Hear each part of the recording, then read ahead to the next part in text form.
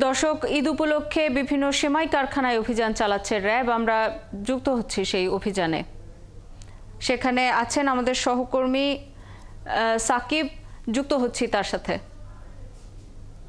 সাকিব, অভিযান কখন থেকে শুরু হয়েছে এবং মূলত কোন কোন বিষয়গুলো নজরদারিতে আনা হচ্ছে? এখন পর্যন্ত কাউকে জরিমানা করা হয়েছে কিনা সেটি জানাবেন।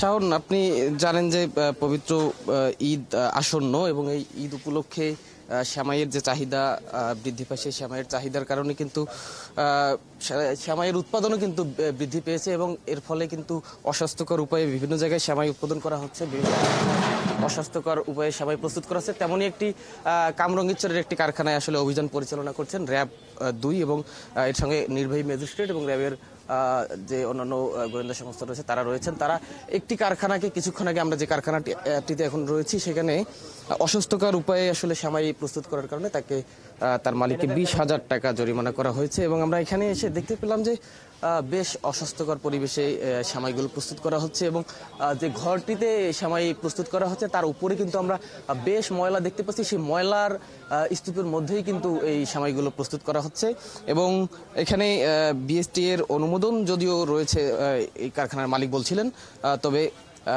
যে শর্তগুলো রয়েছে বিএসটি এর যে শর্ত মানার পরে অনুমোদন দিয়ে থাকে, সেই শর্ত বেশ কিছু এখানে লঙ্ঘন আমরা লক্ষ্য করেছি। এখানে শ্যাওলা জমে রয়েছে এবং উপরে মাকড়সার জালও আমরা দেখছিলাম সেমাইয়ের আশেপাশে।